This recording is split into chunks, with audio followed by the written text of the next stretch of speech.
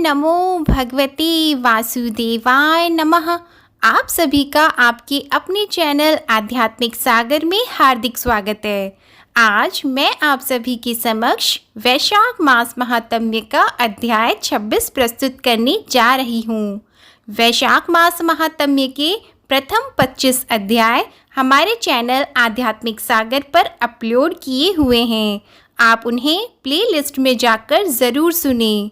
वैशाख मास महात्म्य की कथा समाप्त होने के बाद आप प्रतिदिन नियम से हमारे चैनल पर ज्येष्ठ मास महात्म्य की कथा का भी श्रवण करेंगे। और अगर हमारे चैनल को अभी तक सब्सक्राइब नहीं किया है तो सबसे पहले चैनल को सब्सक्राइब करके बेल आइकन को भी दबाएं, जिससे हमारे आने वाली अन्य वीडियोस की नोटिफिकेशन भी आपको जल्द से जल्द मिलती रहे। तो आइए शुरू करते हैं वैशाख मास महात्म्य का अध्याय 26। इस अध्याय में श्री राम जी के द्वारा शंभु के वध और ब्राह्मण बालक के जीवन की प्राप्ति तथा महर्षि अगस्त्य द्वारा राजा श्वेत के उद्धार की कथा का वर्णन है। पुलस्त्य जी बोले, राजन, पूर्व काल में स्वयं भगवान विष्णु ने जब रघुवंश में अवतार लिया था, तब वहाँ वे श्री राम नाम से विख्यात हुए। तब उन्होंने लंका में जाकर रावण को मारा और देवताओं का कार्य किया था।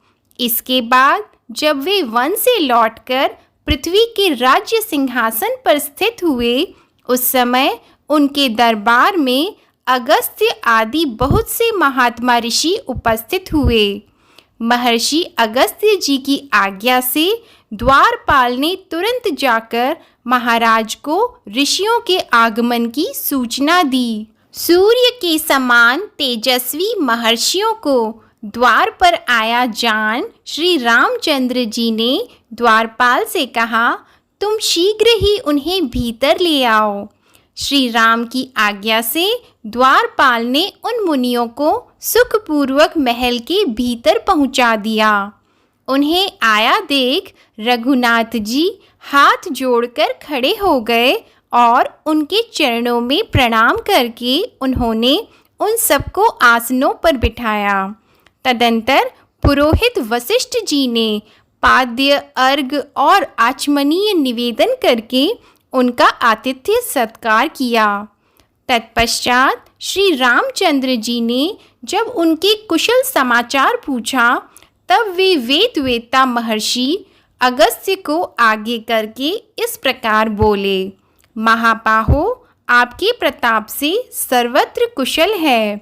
रघुनंदन, बड़े सौभाग्य की बात है कि शत्रु दल का संहार करके लौटे हुए आपको हम लोग सकुशल देख रहे हैं।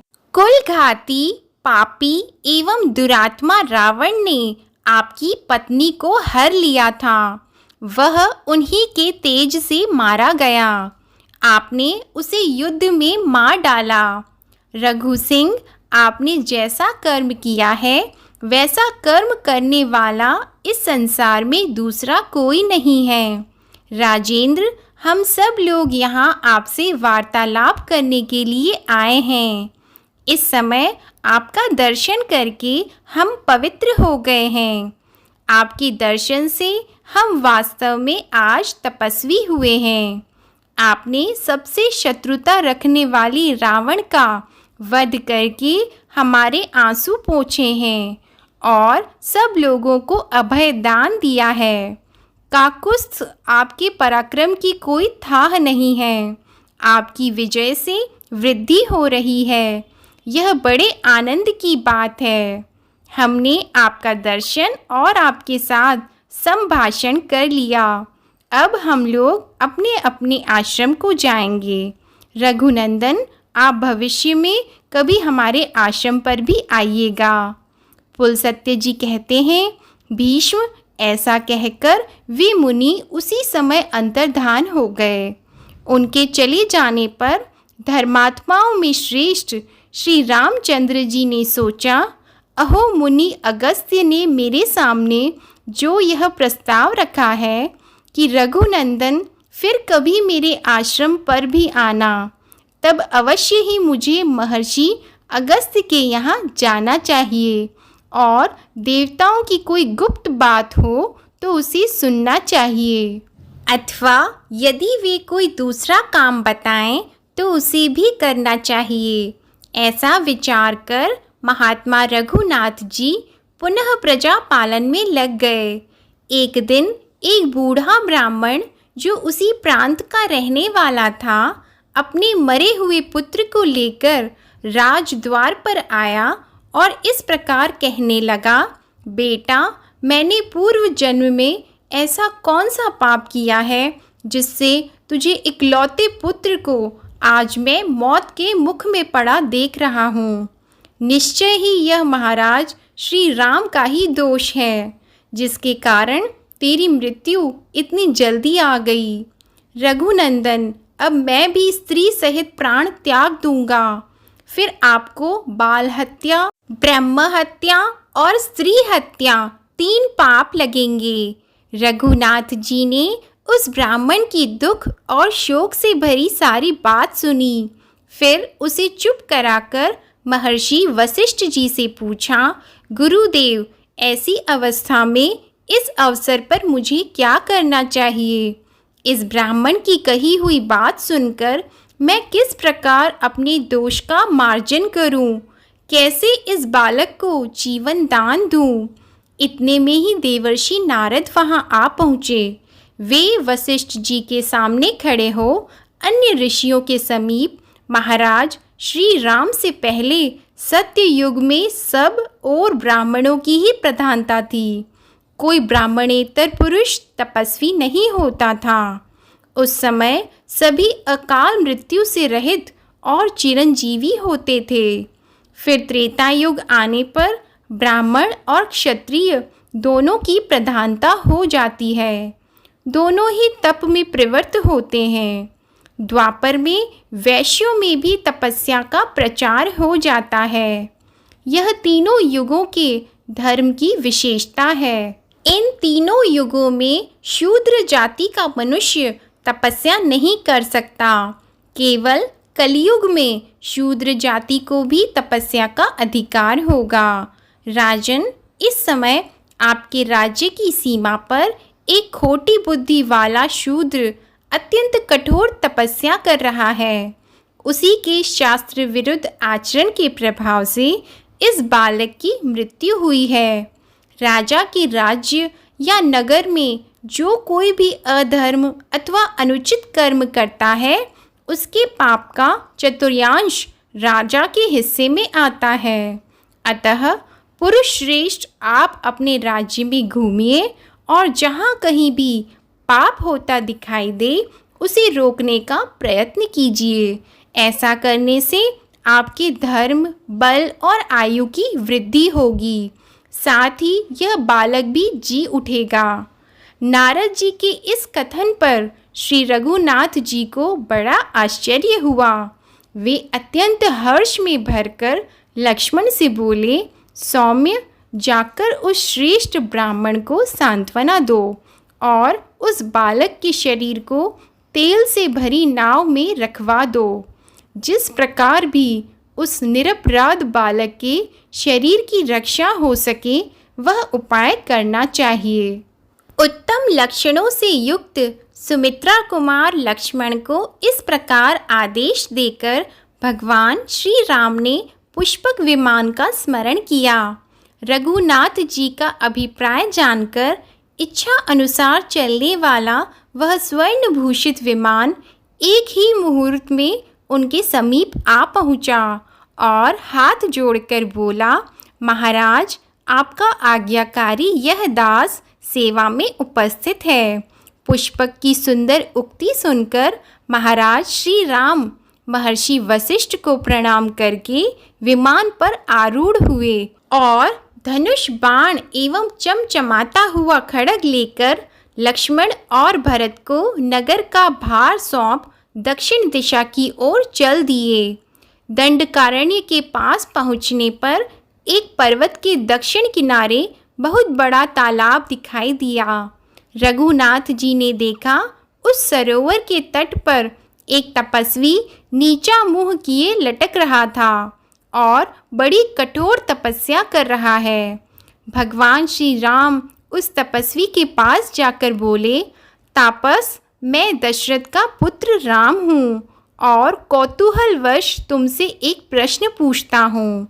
मैं यह जानना चाहता हूँ, तुम किस लिए तपस्या करते हो? ठीक ठीक बताओ, तुम ब्राह्मण हो या दुर्जय क्षत्रिय? तीसरे वर्ण में उत्पन्न वैश्य हो या शूद्र? तपस्या सत्य रूप और नित्य है। उसका उद्देश्य है स्वर्ग आदि उत्तम लोकों की प्राप्ति। तप सात्विक, राजस और तामस 3 प्रकार का होता है। ब्रह्मा जी ने जगत के उपकार के लिए तपस्या की सृष्टि की है, अतः परोपकार के उद्देश्य से किया हुआ तप सात्विक होता है। क्षत्रिय उचित तेज की प्राप्ति के लिए किया जाने वाला भयंकर तप राजस कहलाता है और जो दूसरों का नाश करने के लिए अपने शरीर को अस्वाभाविक रूप से कष्ट देते हुए तपस्या की जाती है, वह आसुर तामस कही गई है। तुम्हारा भाव आसुर जान पड़ता है तथा मुझे ऐसा प्रतीत होता है कि तुम द्विज नहीं हो। अनायास ही महान कर्म करने वाले श्री रघुनाथ जी के उपयुक्त वचन सुनकर नीचे मस्तक करके लटका हुआ शूद्र उसी अवस्था में बोला, नृपश्रेष्ठ, आपका स्वागत है। रघुनंदन, चिरकाल के बाद मुझे आपका दर्शन हुआ है। मैं आपके पुत्र के समान हूँ। आप मेरे लिए पिता के तुल्य हैं, क्योंकि राजा तो सभी के पिता होते हैं। महाराज, आप हमारे पूजनीय हैं। हम आपके राज्य में तपस्या करते हैं, उसमें आपका भी भाग है। विधाता ने पहले से ही ऐसी व्यवस्था की है। राजन, आप धन्य हैं जिनके राज्य में तपस्वी लोग इस प्रकार सिद्धि की इच्छा रखते हैं। मैं शूद्र योनि में उत्पन्न हुआ हूँ और कठोर तपस्या में लगा हूँ। पृथ्वीनाथ, मैं झूठ नहीं बोलता, क्योंकि मुझे देवलोक प्राप्त करने की इच्छा है। काकुस्थ, मेरा नाम शंबूक है। वह इस प्रकार बातें कर ही रहा था कि रघुनाथ जी ने म्यान से चमचमाती हुई तलवार निकाली और उसका उज्ज्वल मस्तक धड़ से अलग कर दिया। उस शूद्र के मारे जाने पर इंद्र और अग्नि आदि देवता साधु साधु कहकर बारंबार श्री रामचंद्र जी की प्रशंसा करने लगे। आकाश से श्री रामचंद्र जी के ऊपर वायु देवता के छोड़े हुए दिव्य फूलों की सुगंध भरी वृष्टि होने लगी। जिस क्षण यह शूद्र मारा गया, ठीक उसी समय वह बालक जी उठा। पुलस्त्य जी कहते हैं, तदंतर देवता लोग अपने बहुत से विमानों के साथ वहां से चल दिए। श्री रामचंद्र जी ने भी शीघ्र ही महर्षि अगस्त्य के तपोवन की ओर प्रस्थान किया। फिर श्री रघुनाथ जी के पुष्पक विमान से उतरे और मुनि श्रेष्ठ अगस्त्य को प्रणाम करने के लिए उनके समीप गए। श्री राम जी बोले, मुनि श्रेष्ठ, मैं दशरथ का पुत्र राम आपको प्रणाम करने के लिए सेवा में उपस्थित हुआ हूँ। आप अपनी सौम्य दृष्टि से मेरी ओर निहारिए। इतना कहकर उन्होंने बारंबार मुनि के चरणों में प्रणाम किया और कहा, भगवन, मैं शंबूक नामक शूद्र का वध करके आपका दर्शन करने की इच्छा से यहाँ आया हूँ। कहिए, आपके शिष्य कुशल से हैं ना? इन वन में तो कोई उपद्रव नहीं है। अगस्त्य जी बोले, रघुश्रेष्ठ, आपका स्वागत है। जगन्वंद सनातन परमेश्वर, आपके दर्शन से आज मैं इन मुनियों सहित पवित्र हो गया। आपके लिए यह अर्घ प्रस्तुत है, इसे स्वीकार करें। आप अपने अनेकों उत्तम गुणों के कारण सदा सबके सम्मान पात्र हैं। मेरे हृदय में तो आप सदा ही विराजमान रहते हैं, अतः मेरे परम पूज्य हैं। आपके अपने धर्म से ब्राह्मण के मरे हुए बालक को जीवन दिया। भगवान, आज रात को आप यहाँ मेरे पास रहिए। महामते, कल सवेरे आप पुष्पक विमान से अयोध्या को लौट जाइएगा। सौम्य, यह आभूषण विश्वकर्मा का बनाया हुआ है। यह दिव्य अमरण है और अपने दिव्य रूप एवं तेज से जगमगा रहा है। राजेंद्र, आप इसे स्वीकार करके मेरा प्रिय कीजिए, क्योंकि प्राप्त हुई वस्तु का पुनः दान कर देने से महाफल की प्राप्ति बताई गई है। श्री राम ने कहा, ब्राह्मण, आपका दिया हुआ दान लेना मेरे लिए निंदा की बात होगी। क्षत्रिय जानबूझकर ब्राह्मण का दिया हुआ दान कैसे ले सकता है? यह बात आप मुझे बताइए। किसी आपत्ति के कारण मुझे कष्ट हो, ऐसी बात भी नहीं है। फिर दान कैसे लूं? इसे लेकर मुझे केवल दोष का भागी होना पड़ेगा, इसमें तनिक भी संदेह नहीं है।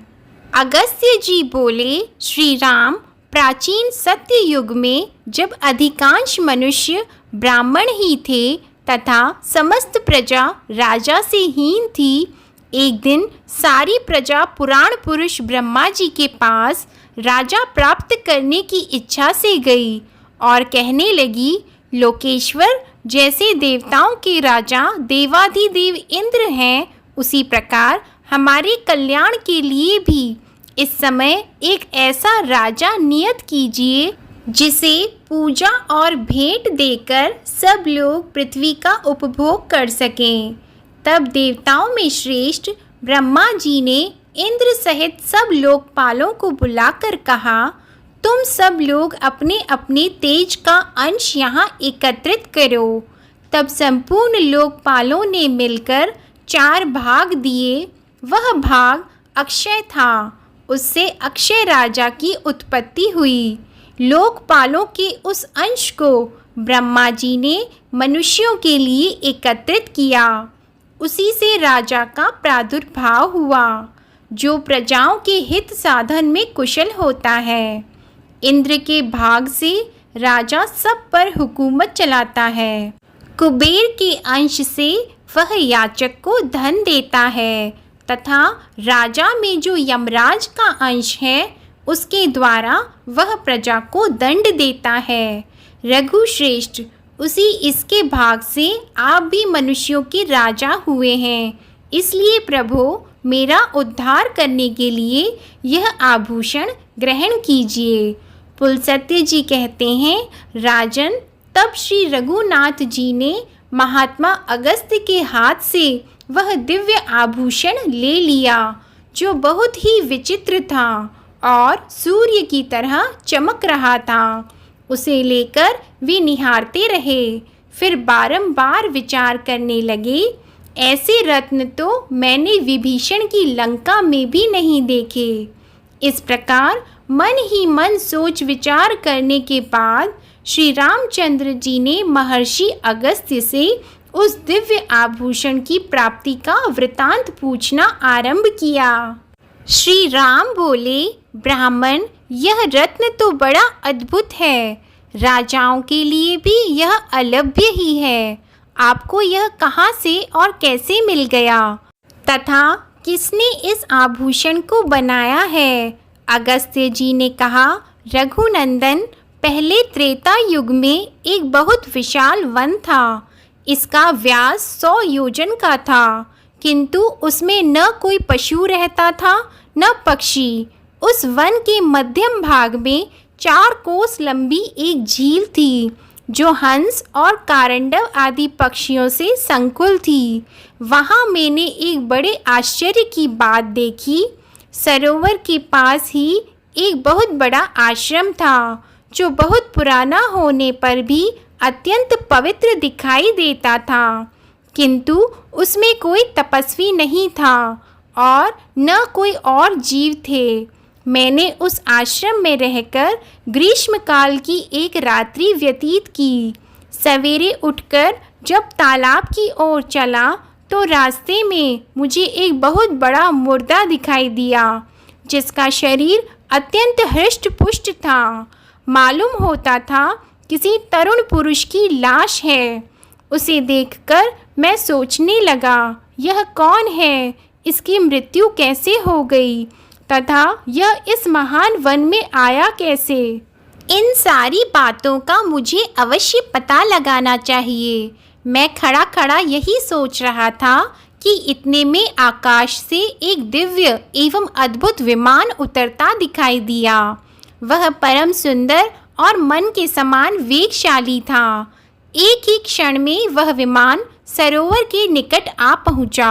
मैंने देखा उस विमान से एक दिव्य मनुष्य उतरा और सरोवर में नहाकर उस मुर्दे का मांस खाने लगा। भरपेट उस मोटे ताजे मुर्दे का मांस खाकर वह फिर सरोवर में उतरा और उसकी शोभा निहारकर फिर शीघ्र ही स्वर्ग की ओर जाने लगा। उस शोभा संपन्न देवोपम पुरुष को ऊपर जाते देख मैंने कहा, स्वर्ग लोक के निवासी महाभाग, मैं तुमसे एक बात पूछता हूँ। तुम्हारी यह कैसी अवस्था है? तुम कौन हो? देखने में तो तुम देवता के समान जान पड़ते हो, किंतु तुम्हारा भोजन बहुत ही घृणित है। सौम्य, ऐसा भोजन क्यों करते हो और कहीं रहते हो?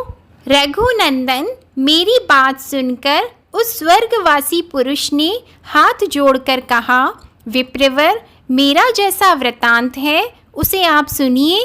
पूर्व काल की बात है, विदर्भ देश में मेरे महायशस्वी पिता राज्य करते थे। वे वसुदेव के नाम से त्रिलोकी में विख्यात और परम धार्मिक थे। उनकी 2 स्त्रियां थीं। उन दोनों से एक एक करके 2 पुत्र हुए। मैं उनका ज्येष्ठ पुत्र था। लोग मुझे श्वेत कहते थे। मेरे छोटे भाई का नाम सूरथ था। पिता को मृत्यु के बाद पुरवासियों ने विदर्भ देश के राज्य पर मेरा अभिषेक कर दिया। तब मैं वहाँ पूर्ण सावधानी के साथ राज्य संचालन करने लगा। इस प्रकार राज्य और प्रजा का पालन करते मुझे कई हजार वर्ष बीत गए। एक दिन किसी निमित्त को लेकर मुझे प्रबल वैराग्य हो गया और मैं मरण पर्यंत तपस्या का निश्चय करके इस तपोवन में चला आया। राज्य पर मैंने अपने भाई महारथी सूरथ का अभिषेक कर दिया था। फिर इस सरोवर पर आकर मैंने अत्यंत कठोर तपस्या आरंभ की। 80,000 वर्षों तक इस वन में मेरी तपस्या चालू रही। उसके प्रभाव से मुझे भुवनों में सर्वश्रेष्ठ कल्याणमय ब्रह्मलोक की प्राप्ति हुई, किंतु वहाँ पहुँचने पर मुझे भूख और प्यास अधिक सताने लगी। मेरी इंद्रियां तिलमिला उठीं। मैंने त्रिलोकी के सर्वश्रेष्ठ देवता ब्रह्मा जी से पूछा, भगवन, यह लोक तो भूख और प्यास से रहित सुना गया है। यह मुझे किस कर्म का फल प्राप्त हुआ है कि भूख और प्यास यहाँ भी मेरा पिंड नहीं छोड़ती। देव, शीघ्र बताइए, मेरा आहार क्या है? महामुने, इस पर ब्रह्मा जी ने बहुत देर तक सोचने के बाद कहा, तात, पृथ्वी पर कुछ दान किए बिना यहाँ कोई वस्तु खाने को नहीं मिलती। तुमने उस जन्म में भिखमंगे को कभी भीख तक नहीं दी। जब तुम राजभवन में रहकर राज्य करते थे, उस समय भूल से या मोहवश तुम्हारे द्वारा किसी अतिथि को भोजन नहीं मिला। इसलिए यहाँ रहते हुए भी तुम्हें भूख और प्यास का कष्ट भोगना पड़ता है। राजेंद्र, भांति भांति के आहारों से जिसको तुमने भली भांति पुष्ट किया था, वह तुम्हारा उत्तम शरीर पड़ा हुआ है। उसी का मांस खाओ, उसी से तुम्हारी तृप्ति होगी। ब्रह्मा जी के ऐसा कहने पर मैंने पुनः उनसे निवेदन किया, प्रभु, अपने शरीर का भक्षण कर लेने पर भी फिर मेरे लिए दूसरा कोई आहार नहीं रह जाता जिससे इस शरीर की भूख मिट सके, तथा जो कभी चुकने वाला न हो, ऐसा कोई भोजन मुझे देने की कृपा कीजिए। तब ब्रह्मा जी ने कहा, तुम्हारा शरीर ही अक्षय बना दिया गया है। उसे प्रतिदिन खाकर तुम तृप्ति का अनुभव करते रहोगे।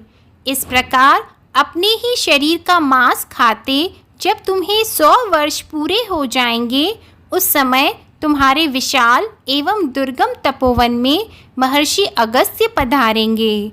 उनके आने पर तुम संकट से छूट जाओगे। राजर्षि, वे इंद्र सहित संपूर्ण देवताओं और असुरों का भी उद्धार करने में समर्थ हैं।